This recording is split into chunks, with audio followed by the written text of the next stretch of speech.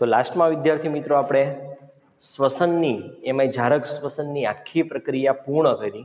Okay, અને next એના પછી હવે આપણે એક લાસ્ટમાં થિયરી શ્વસન સંતુલિત શીટ કરીને જોયેલી, જેમાં આપણે જોયું કે એક ગ્લુકોઝનું જારક શ્વસન થાય તો સમગ્ર પ્રક્રિયા દરમિયાન કઈ કઈ જગ્યાએ અને કેવી રીતે એટીપીનું સર્જન થાય.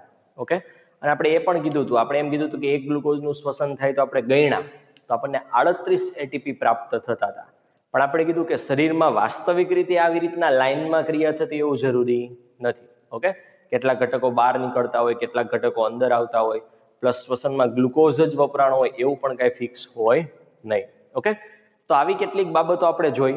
હવે ઘણી વખત આપણને ક્વેશ્ચન પૂછે છે કે ભાઈ શ્વસનમાં જારક શ્વસન હોય કે અજારક હોય એમાં કેટલો ફરક રહે છે.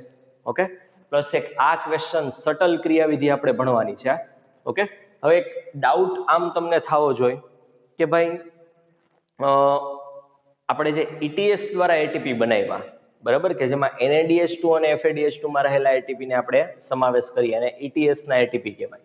ઓકે, તો ETS ના એટીપીમાં શું હતું કે જે NADH2 અને FADH2 છે પોતાના અંદર રહેલા ઇલેક્ટ્રોનનું વહન કરાવતા હતા અને આ ઇલેક્ટ્રોન ફાઇનલી પાણી સુધી પહોંચે ત્યાં સુધીમાં એક પ્રોટોનનો ઢોળાંશ બનતો હતો. એ ઢોળાંશ તૂટે એના કારણે એટીપીનું નિર્માણ થતું હતું. તો આ રીતે જુઓ કે આપણે NADH2 માં 3 એટીપી રહેલા છે અને FADH2 માં કેટલા 2 એટીપી રહેલા છે.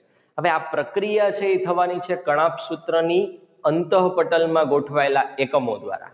ઓકે, હવે ઇમ્પોર્ટન્ટ છે, ધ્યાનથી સમજજો, સટલ ક્રિયાવિધિ એટલે શું, એની કેમ જરૂર પડે છે. હવે આપણને ખબર છે કે જે ગ્લાયકોલિસિસ દરમિયાન એક ગ્લુકોઝનું ગ્લાયકોલિસિસ થાય તો 2 NADH2 બને છે ગ્લાયકોલિસિસમાં. ઓકે, હવે ગ્લાયકોલિસિસનું સ્થાન છે કોષનું કોષરસ અને ETS નું સ્થાન છે કણાભસૂત્રની અંદરનું પટલ, મતલબ કણાભસૂત્રની અંદરના ભાગમાં આ પ્રક્રિયા થતી હોય, અંદરના પટલ તરફ. હવે જો ગ્લાયકોલિસિસ દરમિયાન મુક્ત થયેલા 2 NADH2 એનું ETS કરવું હોય તો કોષરસમાંથી આવા NADH2 ને ક્યાં મોકલવા પડે, કણાભસૂત્રની અંદર. પણ પ્રોબ્લેમ એ આવે કે NADH2 હોય ને, ઓકે, એના માટે આ કણાભસૂત્ર છે, આ કણાભસૂત્રનું પટલ જે હોય બહારનું પટલ, આ માનો કે શું છે, કણાભસૂત્ર. તો જે બહારનું પટલ છે આ કણાભસૂત્રનું એ NADH2 માટે અને FADH2 માટે અપ્રવેશશીલ છે. ઓકે, અંદર જઈ શકતા નથી. તો આપણે ETS તો કરવું પડે, ગ્લાયકોલિસિસમાંથી 2 NADH2 મુક્ત થયાનું. તો એ કઈ રીતે કરવું, તો કે અહીંયા શું થાય કે NADH2 ભલે પોતે અંદર નથી જઈ શકતા પણ NADH2 પોતાના હાઇડ્રોજન એક પદાર્થને આપી દે અને એ પદાર્થ પછી અંદર જવાની ક્ષમતા ધરાવતો હોય. ખબર પડે છે? તો આવી રીતે જે વચ્ચેનો પદાર્થ કે જે પોતે NADH2 માંથી હાઇડ્રોજન લઈ અને અંદરની બાજુ જઈ શકે છે, આવા પદાર્થને સટલ કહેવાય. ઓકે, સટલ મતલબ જે આવજા કરે એવી વસ્તુ. સટલનું તમે ટ્રાન્સલેટ કરજો ગુજરાતીમાં, શું થાય, જે આવજા કરે એવી વસ્તુ હોય અંદર બાર એને સટલ કહેવાય. ઓકે, હવે કઈ રીતનાનું સોલ્યુશન કાર્ડમાં એવું બહુ ઇમ્પોર્ટન્ટ મસ્ત થિયરી છે, ધ્યાનથી સમજજો કે NADH2 અહીંયા બહાર છે, આ કોષનો કોષ રસ છે, એનું ETS કરવા માટે એને અહીંયા જવું પડે કણાભસૂત્રની અંદર. પણ આ પટલ છે ને લાલ કલરનું કણાભસૂત્રનું બાહ્ય પટલ, NADH2 માટે અપ્રવેશશીલ છે. તો અહીંયા શું કરે, ધ્યાનથી જોજો, NADH2 પોતાના 2H+ આને આપે, ઓક્ઝેલો એસિટિક એસિડને, એટલે OAA ફેરવાય મેલેટમાં, મેલિક એસિડ જેવો ઘટક મેલેટ. ઓકે, એટલે અહીંયા જો NADH2 નું રૂપાંતરણ થઈ ગયું NAD માં અને આમાંથી મુક્ત થતા 2 ઇલેક્ટ્રોન આને પ્રાપ્ત થઈ ગયા એટલે એમાંથી બની ગયું મેલેટ. હવે મેલેટ પોતે અંદર જઈ શકે, એ ક્યાં જાય, કણાભસૂત્રમાં. ત્યાં આનાથી એકદમ રિવર્સ પ્રક્રિયા કરે, એટલે ઓક્ઝેલો એસિટિક એસિડમાં H+ નાખો એટલે મેલેટ બને. તો મેલેટમાંથી H+ બહાર કાઢી લ્યો તો શું બને, ઓક્ઝેલો એસિટિક એસિડ. આ H+ ને ગ્રહણ અંદરની બાજુ કોણ કરી લે, NADH2. ખબર પડે છે? એટલે હવે બહાર જે NADH2 હતા અને એ નાશ પામીને NAD બન્યા હતા, એ અંદર ફરી પાછા એને H+ મળતા NAD માંથી NADH2 બની ગયા. તો બારે NADH2 છે એ પોતે ક્રોસ નથી કરી શકતા એટલે એને પોતાના હાઇડ્રોજન આને આપી દીધા અને એ હાઇડ્રોજનને અંદર લઈ ગયું, ફરી પાછા હાઇડ્રોજન અંદર મુક્ત કર્યા તો એમાંથી ફરી પાછું NADH2 બની ગયું. તો અહીંયા બારે NADH2 છે ને અંદર NADH2 જ બન્યું. ઓકે, આ ઓક્ઝેલો એસિટિક એસિડમાંથી એસ્પાર્ટેટ બને, એસ્પાર્ટેટ ફરી પાછું બહાર નીકળી જાય, એમાંથી ફરી પાછું ઓક્ઝેલો એસિટિક એસિડ બને. ઓક્ઝેલો એસિટિક એસિડ આ બાજુથી ફરીથી H+ લે, એટલે એમાંથી બને મેલેટ, મેલેટ H+ ને અંદર લઈ જાય, ફરી પાછું એમાંથી હાઇડ્રોજન દૂર થાય એટલે બને NADH2. ઓકે, તો આ પ્રકારનો શટલ હોય.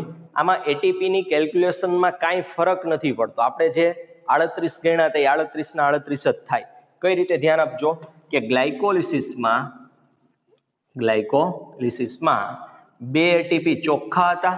ઓકે, અને NADH2 ના આપણે એકમાંથી 3 હોય એટલે આપણે કેટલા ગણતા હતા? 3 દુ 6 એટલે 8 હતા. ક્રેબ્સ ચક્ર આખે આખું લઈ લે લિંક રિએક્શન સાથેનું તો 15 એટીપી બને. આવા 2 ક્રેબ્સ ચક્ર ફરે, એક ગ્લુકોઝ હોય તો આમાં કેટલા બનતા હતા? 30. એટલે ટોટલ 38 એટીપી આપણને પ્રાપ્ત થતા હતા. ઓકે, હવે આની વાત આપણે કરવાની છે. આ NADH2 જે ગ્લાયકોલિસિસ દરમિયાન બન્યા હશે 2 અણુ, એ 12 NADH2 છે. આ બંને આવા 2 અણુ જો 12 હોય એ પોતાના H+ આને આપે ને અંદર જાય તો અંદર NADH2 જ બને 2 અણુ. એટલે આ 6 ના 6 જ એટીપી બને, એમાં પ્લસ માઇનસ કાંઈ ન થાય. એટલે ટોટલ આમાં આપણને 8 જ પ્રાપ્ત થાય, અહીંયા આપણને 38 જ પ્રાપ્ત થાય. તો આ પ્રકારનો શટલ છે એ ચાલતો હોય કેટલાક હૃદય, યકૃત અને મૂત્રપિંડ જેવા કોષોમાં. ઓકે, હૃદયના કોષ, યકૃત અને મૂત્રપિંડના કોષમાં મેલેટ એસ્પાર્ટેટ શટલ ચાલતું હોય. તો આવું તમને પૂછે કે મેલેટ એસ્પાર્ટેટ શટલ દ્વારા જો આ રીતના ચાલતું હોય કોષમાં અને એમાં એક ગ્લુકોઝનું જારક શ્વસનથી વિઘટન થાય તો કેટલા એટીપી બને? તો આપણે કહેવાનું 38. ઓકે, અથવા તો એમ પૂછે કે હૃદયના કોષમાં જારક શ્વસન દ્વારા એક ગ્લુકોઝનું વિઘટન થાય તો કેટલા બને? 38. ઓકે, પણ આ જે બીજો કેસ આપ્યો છે એ ધ્યાનથી જોજો. એને કહેવાય ગ્લિસરોલ 3-ફોસ્ફેટ શટલ. ઓકે, અહીંયા પણ સેમ એ જ વસ્તુ છે કે ગ્લાયકોલિસિસ એ કોષના કોષરસમાં થઈ હશે, એ દરમિયાન 2 NADH2 બન્યા હશે. આ NADH2 માટે કણાભ સૂત્રનું પટલ અપ્રવેશશીલ છે, એને કોઈ પણ રીતે પોતાના H+ ને અંદર નાખવા છે. ઓકે, કઈ રીતે દાખલ કરાવે? તો કે એ પોતાના H+ ને આપે DH આપીને, ડાયહાઇડ્રોક્સી એસિટોન ફોસ્ફેટ. એ H+ ગ્રહણ કરે એટલે એમાંથી બને ગ્લિસરોલ 3-ફોસ્ફેટ. હવે આ ગ્લિસરોલ પોતે અંદર જઈ શકે. અહીંયા જે પ્રક્રિયા હતી એનાથી રિવર્સ પ્રક્રિયા કરે. અહીંયા DH આપીને હાઇડ્રોજન આપો એટલે એમાંથી ગ્લિસરોલ 3-ફોસ્ફેટ બનતું હતું. તો અહીંયા ગ્લિસરોલ 3-ફોસ્ફેટમાંથી હાઇડ્રોજન દૂર થાય તો એમાંથી બને DH આપી. પણ અહીંયા મુક્ત થયેલા હાઇડ્રોજનને લેવા આવે FADH2. ઓકે, અને FAD માંથી બને FADH2, DH આપી ફરી બહાર જતો રહે, ફરી પાછામાંથી H+ ગ્રહણ કરે, એમાંથી ગ્લિસરોલ 3-ફોસ્ફેટ બને, એ ફરી પાછું અંદર જાય, ફરી પાછું એમાંથી હાઇડ્રોજન દૂર થાય.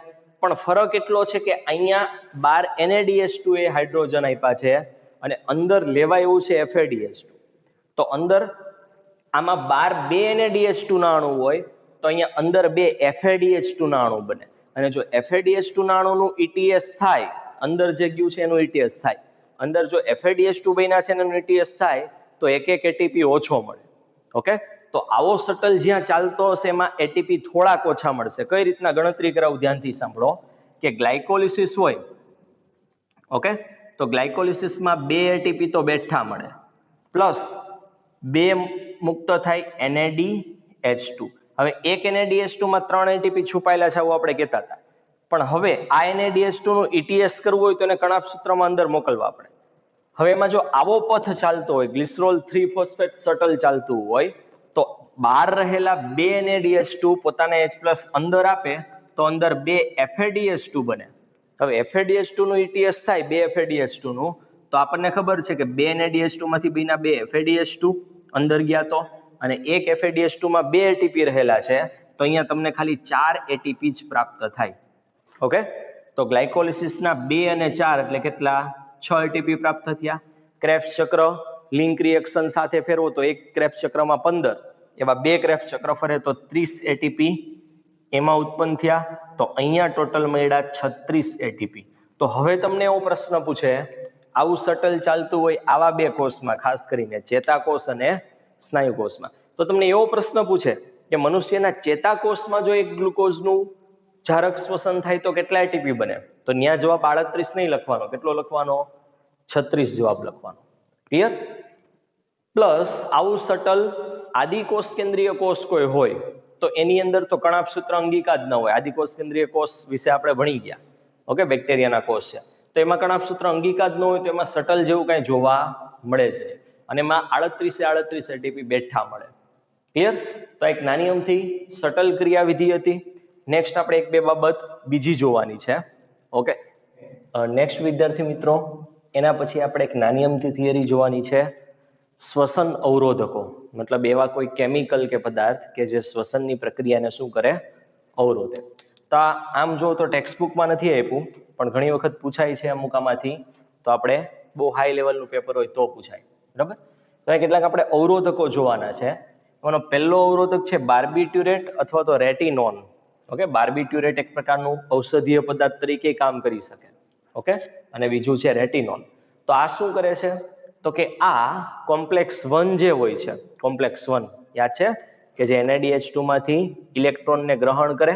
ઓકે, FMN અને FeS હતું કોમ્પ્લેક્સ 1. ઓકે, અને ત્યાંથી એ ઇલેક્ટ્રોન કોને આપતા હતા, તો કે યુબિક્વિનોનને. યુબિક્વિનોન ફેરવતું હતું યુબિક્વિનોન H2 માં. ઓકે, તો જો બાર્બિટ્યુરેટ કે રેટિનોન કોષના અંદર એન્ટર થાય તો એ પોતે NaDH2 માંથી ઇલેક્ટ્રોનનું વહન યુબિક્વિનોન તરફ નહીં થવા દે. અહીંયા વહનને કેવું કરી દેશે, સ્ટોપ કરી દેશે, અટકાવી દેશે. અને ઇલેક્ટ્રોનનું વહન ન થાય આગળ, તો આ પ્રક્રિયા શ્વસનની ક્રિયા મતલબ ETS શું થાય, અટકી જાય. ઓકે, એ રીતના બીજી એક છે કેમિકલ એન્ટીમાઇસિન. એન્ટીમાઇસિન એ કોમ્પ્લેક્સ 3 ને અસર કરે. હવે કોમ્પ્લેક્સ 3 નું નામ હતું સાયટોક્રોમ BC1, જેમાં સ્ટાર્ટિંગમાં સાયટોક્રોમ B હતું, વચ્ચે FeS હતું, અને પછી લાસ્ટમાં શું હતું, સાયટોક્રોમ C1. તો આ શું કરે એન્ટીમાઇસિન, એ સાયટોક્રોમ B માંથી ઇલેક્ટ્રોનના વહનને સાયટોક્રોમ C1 તરફ થતું અટકાવે. આ બેની વચ્ચે ઇલેક્ટ્રોનના વહનને સ્ટોપ કરી દે. એના કારણે ત્યાંથી ETS ની પ્રક્રિયા શું થઈ જાય, સ્ટોપ થઈ જાય. નેક્સ્ટ સાયનાઇડ, જે એકદમ ઝેરી ઘટક છે, સાંભળ્યું હોય નામ, H2S, hydrogen sulphide, carbon monoxide અને નાઇટ્રોજન વાયુ. આ લોકો શું કરે, તો કે લાસ્ટમાં જે કોમ્પ્લેક્સ 4 હતું, જેમાં કોપર કેન્દ્ર A, cytochrome A, cytochrome A3 અને કોપર કેન્દ્ર B, અને ત્યાંથી ઇલેક્ટ્રોન વહન પામી અને લાસ્ટમાં મળી જતા હતા, પાણી બનાવતા હતા ઓક્સિજનને પ્રાપ્ત થઈને. ઓકે, તો આ જે ઘટકો કીધા 4, એ શું કરે, લાસ્ટનો જે ઇલેક્ટ્રોન વાહક રહ્યો સાયટોક્રોમ A3, ત્યાંથી O2 સુધી પાણી ઇલેક્ટ્રોનના વહનને અટકાવી દે. એ બેની વચ્ચે ઇલેક્ટ્રોનનું વહન સ્ટોપ કરી દે. એના કારણે છેલ્લી પ્રક્રિયા ન થાય, અને એના કારણે ત્યાં પ્રક્રિયા શું થઈ જાય, સ્ટોપ થઈ જાય. સૌથી પહેલા સાયનાઇડ અવરોધક છે આ, એની આવી અસરનો સૌથી પહેલા રિસર્ચ છે એ સ્પિનેચ એટલે કે પાલક અને પી એટલે કે વટાણા, એની અંદર કરવામાં આવ્યો હતો. ઓકે, એ સિવાય કેટલાક બીજા છે. એક છે DNP, ડાયનાઇટ્રોફિનોલ. ડાયનાઇટ્રોફિનોલ શું કરે, આ ETS માંથી કોઈ ઘટકને અસર નથી કરતો, પણ આપણને ખબર છે કે થાઇલેકોઇડનું જે પટલ છે બહારનું, એ પ્રોટોન માટે અપ્રવેશશીલ છે, અંદરનું પટલ સોરી. ઓકે, અને એના કારણે એક ઢોળાંશ બને છે કે બે પટલની વચ્ચેની અવકાશમાં પ્રોટોનનું પ્રમાણ વધે છે અને આધારકમાં પ્રોટોનનું પ્રમાણ ઘટે છે. અને આ બાજુ રહેલા વધારે પ્રોટોન જ્યારે પાંચમા કોમ્પ્લેક્સ એટલે એટીપેઝ માંથી પસાર થઈને આધારક બાજુ આવે, ત્યારે શું થાય, તો કે ત્યારે ઢોળાંશ તૂટે, એટલે કેમિયોસ્મેટિક સિદ્ધાંત પ્રમાણે ઉર્જા મુક્ત થાય. ઓકે, તો પ્રોટોનનો ઢોળાંશ બનાવવા માટે અંદરનું પટલ અપ્રવેશશીલ હોવું અથવા તો રહેવું ખૂબ જરૂરી છે. પણ આવા સંયોજન છે DNP, ડાયનાઇટ્રોફિનોલ, એ પ્રોટોનનું અંદરનું જે પટલ હોય એને પ્રોટોન માટે પ્રવેશશીલ બનાવી દે. કણાભસૂત્રનું અંદરનું પટલ એને પ્રોટોન માટે પ્રવેશશીલ બનાવી દે. એટલે આ બાજુ પમ્પિંગ કરીને પ્રોટોન આવ્યા હોય તો એ તરત પાછા આમ જતા રહે, નહીં તો એને ફરજિયાતી અપ્રવેશશીલ હોય એટલે એટીપેઝમાંથી જ પસાર થઈને જવું પડે. પણ હવે આવા કેમિકલના કારણે અંદરનું જે પટલ હોય છે એ પ્રોટોન માટે અપ્રવેશશીલ નથી રહેતું, પ્રવેશશીલ બની જાય છે. એટલે આ બાજુ પ્રોટોન આવે તે તો એ આમ જતા રહે, વચ્ચેથી પટલમાંથી જ પસાર થઈને. ઓકે, એના કારણે શક્તિનું ઉત્પાદન છે, જો એ પ્રોટોન એ એટીપેઝના F0 અને F1 માર્ગમાંથી અંદર થઈને વહન પામે તો શક્તિ બને. પણ અમે પ્રોટોન છે પટલમાંથી ડાયરેક્ટ વહી ગયો તો શક્તિનું ઉત્પાદન ન થાય. ઓકે, લાસ્ટમાં એક છે એન્ટીબાયોટિક છે ઓલિગોમાઇસિન. ઓલિગોમાઇસિન શું કરે, તો કે F0 ભાગ જે હોય છે, જે પટલમાંથી પ્રોટોનને પસાર થવા માટેનો માર્ગ બનાવી આપે છે, એ F0 ભાગને ડેમેજ કરી નાખે છે. એટલે ત્યાંથી પ્રોટોન હવે આગળ પસાર થઈ શકતો નથી. તો આ કેટલાક શ્વસનની પ્રક્રિયાને અવરોધે એવા ઘટકો હતા, રસાયણ હતા, કેમિકલ હતા. ઓકે, લાસ્ટમાં એક નાની અમથી થિયરી પાશ્ચર ઇફેક્ટ આપણે જોવાની છે. પાશ્ચર ઇફેક્ટ એટલે શું, તો કે કેટલાક સજીવો છે ને બંને પ્રકારનું શ્વસન કરી શકતા હોય. જારક શ્વસન એ કરી શકે ને અજારક એ કરે. જેમ કે આપણે એવું જ કરી શકીએ, આપણને ઓક્સિજન મળે ત્યાં સુધી આપણે જારક શ્વસન કરીએ, પણ આપણને ખબર છે કે આપણે લેક્ટિક એસિડ આથવણ જોયું કે આપણે જ્યારે બહુ પરિશ્રમ કરતા હોય, કસરત કરતા હોય ત્યારે આપણા સ્નાયુને પૂરતો ઓક્સિજન ન મળે અને ત્યારે એમાં લેક્ટિક એસિડ આથવણ થાય.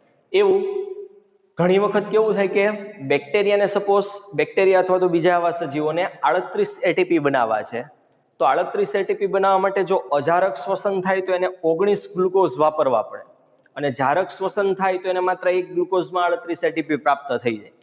તો અત્યારે બેક્ટેરિયાને સપોઝ એને પાસે ઓક્સિજન નથી તો ફરજિયાત એને કયું કરવું પડે? અજારક શ્વસન. અને 38 એટીપી બનાવવા માટે એને 19 ગ્લુકોઝ ખર્ચ કરવા પડે, એનું વિઘટન કરવું પડે.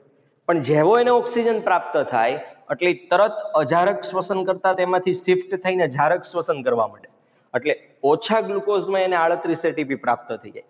તો આ જે પ્રક્રિયા થઈ, જે અજારક શ્વસનમાંથી કેવું કરવા માંડ્યા? જારક શ્વસન, એને કહેવાય પાશ્ચર ઇફેક્ટ. બરાબર, તમે આગળ જતા શ્વસન તંત્ર વાળું ચેપ્ટર આવશે એમાં ભણશો. ઓકે. અને જ્યારે ફરી પાછું એને ઓક્સિજનની અછત આવે ત્યારે અજારક શ્વસન જારક શ્વસનમાંથી શિફ્ટ થઈને પાછું અજારક શ્વસન કરવા માંડે, તો એને કહેવાય ક્રેબ્સ ફ્રી ઇફેક્ટ. કેમ કે પહેલા જારક શ્વસન કરતા જેમાં ક્રેબ્સ ચક્રની બધું ચાલતું, પણ હવે અજારક કરવા લાગ્યા જેમાં ક્રેબ્સ ચક્ર નથી ચાલતું, એટલે ક્રેબ્સ ચક્રમાંથી ફ્રી થઈ ગયા એટલે એને કહેવાય ક્રેબ્સ ફ્રી ઇફેક્ટ. ઓકે. એક પ્રશ્ન અહીંયા આપણે જારક શ્વસન કમ્પ્લીટ કરી નાખ્યું છે તો એ પણ આવે. આપણે યાદ કરો કે અજારક શ્વસન થાય તો એમાંથી માત્ર તમને 2 એટીપી જ પ્રાપ્ત થાય છે. જે ગ્લુકોઝમાં સંચિત ઉર્જા હોય એની માત્ર 7% જ ઉર્જા છે. આ અજારક શ્વસનથી મુક્ત થતી 2 એટીપી એ ગ્લુકોઝમાં રહેલી શક્તિની માત્ર કેટલા ટકા પ્રાપ્ત થઈ? તમને ખાલી 7%. પણ જારક શ્વસન થતું હોય તો આપણને ખબર છે ક્યાં તો 38 અને ક્યાં તો 36 એટીપી પ્રાપ્ત થાય. ઓકે. જે ગ્લુકોઝમાં સંચિત શક્તિની લગભગ 45% જેટલી ઉર્જા તમને પ્રાપ્ત થઈ એમ કહી શકાય. બધી ઉર્જા તો ક્યારેય મળવાની જ નથી, છતાં પણ ગ્લુકોઝમાં રહેલી કુલ ઉર્જા છે સંચિત થયેલી, એમાં અજારક શ્વસનથી માત્ર 7% જ તમને પ્રાપ્ત થાય, પણ જારક શ્વસનથી તમને 45% જેટલી ઉર્જા ગ્લુકોઝમાં રહેલી છે એ તમને પ્રાપ્ત થઈ શકે. ક્લિયર? તો નાની અમથી બાબતો કેટલીક આપણે જોઈ. હવે આપણે મેઇન 2 થિયરી સિમ્પલ રહી છે. એક તો ઉભય ગુણધર્મી પથ મતલબ એમ્ફિબોલિક પથ, અને એક છે આપણે રેસ્પિરેશન ક્વિશન્ટ એટલે કે આરક્યુ. ઓકે. આ 2 પતે એટલે આપણું ચેપ્ટર અહીંયા પૂરું થશે. લગભગ એક લેક્ચર મતલબ નેક્સ્ટ લેક્ચરમાં આપણું ચેપ્ટર પૂરું થઈ જશે. ક્લિયર?